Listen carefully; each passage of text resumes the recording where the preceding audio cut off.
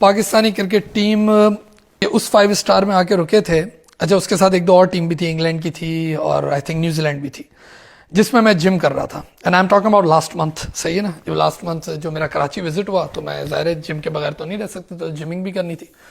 तो मैं जहाँ जिम कर रहा था, and I am talking about Movenpick, या जिसको आप पहले शेरटन भी कहते थे, जो पीसी के सामने, उसमें ये टीम आके रुकी थी। अच्छा, मुझसे कुछ गलती हो जाए तो प्लीज इग्नोर कर दीजिएगा, because I don't follow cricket.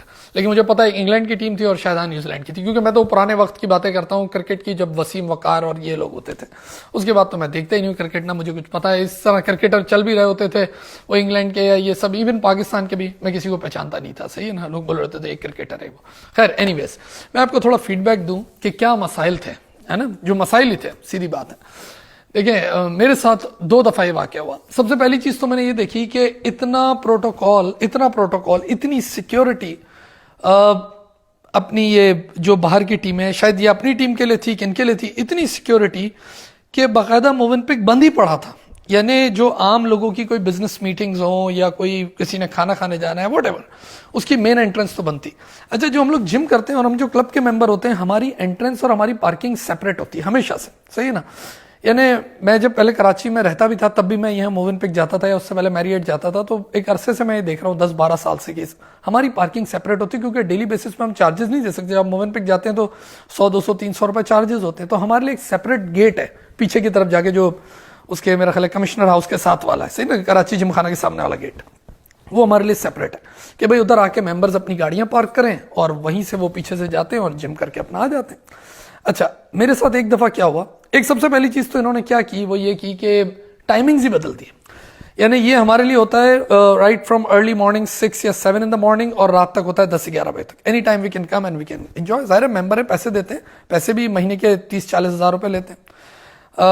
सबसे पहले जब ये क्रिकेट टीम आई तो उन्होंने कहा कि भाई 11 से लेके 4 बजे तक, यानी 11 AM to 4 PM आप लोग एक्सरसाइज नहीं कर सकते। चलो, मुझे उससे कोई तकलीफ नहीं थी क्योंकि उस टाइम पे मैं जाता नहीं था, लेकिन मैं उसको ठीक भी नहीं मानता कि यार ये क्या बात है।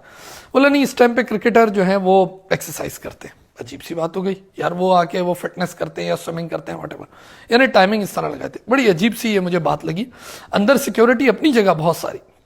अच्छा, बाहर भी जब ये क्रिकेट टीम नहीं भी होती और हम जब क्लब के मेंबर आते हैं ना, तो पहले हमारी पूरी गाड़ी चेक होती है। ये आपको पता है, 5 स्टार के प्रोटोकॉल, वो गाड़ी चेक होती है।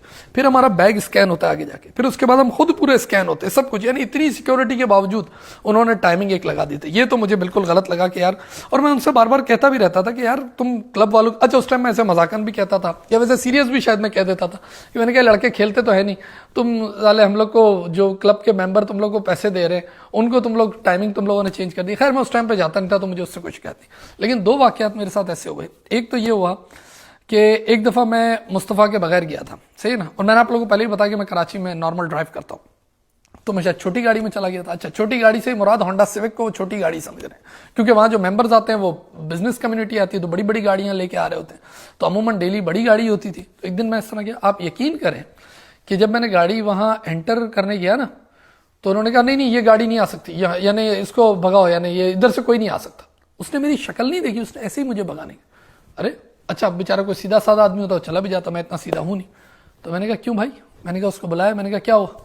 उसने कहा कि सर यहाँ अब गाड़ियां पार्क नहीं होंगी। मैंने कहा मैं क्लब का मेंबर हूं। अरे हमें पता नहीं था क्लब के मेंबर है। चले, फिर हमारे क्लब के मेंबर के लिए पार्किंग सेपरेट कर दी गई है, सही है ना, यानी उस एंट्रेंस के अंदर भी अलग। खैर उसने मुझे लगाने दी, लेकिन मैं उस पर नाराज हुआ। मैंने कहा कि तुम गाड़ी देख के फैसले कर रहे हो, तुम बंदे को तो देखो, पूछो तो सही कि मैं कौन हूं।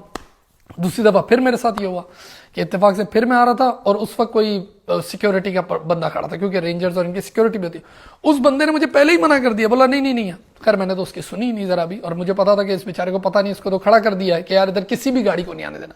लेकिन उसको ये नहीं पता कि यहाँ कुछ गाड़ियां मेंबर्स की आती हैं जो पेड मेंबर हैं।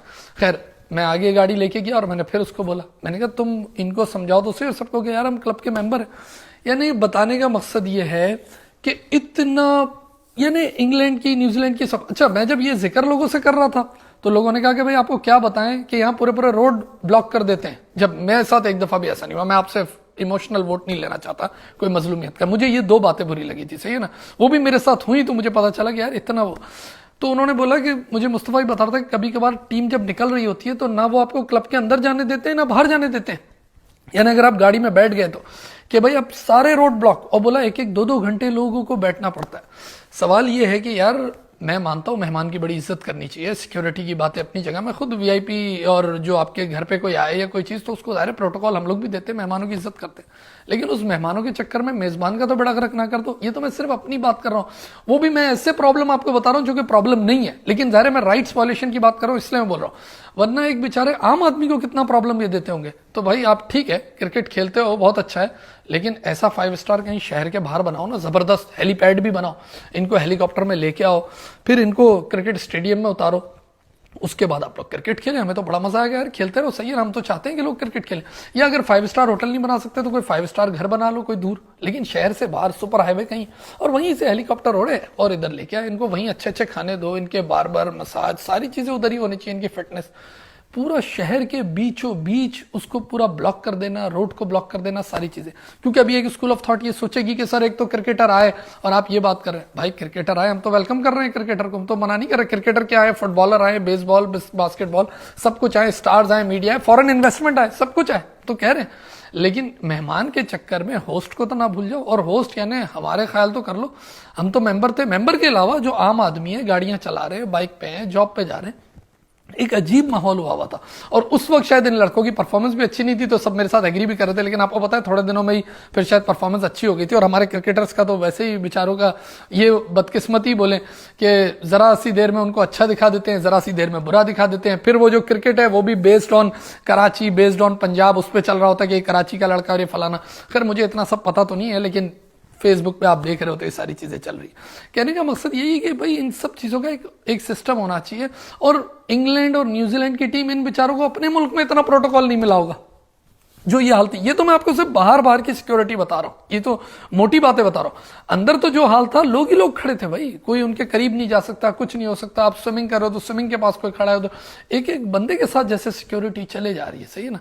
तो मेरा ख्याल है कि इससे ज्यादा अच्छी सिक्योरिटी तो शहर के बाहर हो सकती है। बिल्कुल पुरसुकून कोई सिस्टम बनाया जाए, बहरिया टाउन से भी आगे दूर, और वहां से एक जहाज उड़ा करे, इनको लाया करे, ये खेलें कूदें, फिर जाएं सुकून। हम लोग भी आके देख लिया करेंगे मैच, मैं नहीं, लेकिन बाकी जो लोग देखना चाहें।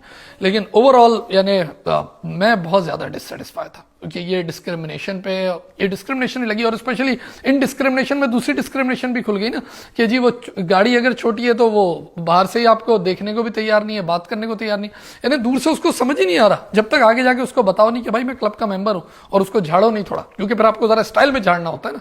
और झाड़ने का भी तो एक स्टाइल होता है कि यार तुम्हें यही नहीं समझ आ रही कि तुम लोगों से पूछो कि कौन हो भाई, आप क्यों इधर आए, हमारा दिमाग खराब है, अंदर जाके गाड़ी पार्क करेंगे। हम कोई बाहर जाके शहर को घूमे नहीं, खाए पिए नहीं, अच्छा। तो दिस वाज द सीन। खैर मैं अपने जिम की बुराई नहीं कर रहा, जिम के लिए मेरे पास एक अलग वीडियो है जिसमें मैं आपको पूरा फीडबैक दूंगा कि किस तरीके से, क्योंकि मैं बहुत टाइम से इधर मोवेनपिक में और इधर उधर जिम करता रहा, लेकिन अब जब मैं आया तो मुझे क्या डिफरेंस फील हुआ, उस पर एक अलग वीडियो है। तो अपना ख्याल रखें, and you have a great evening now, thank you.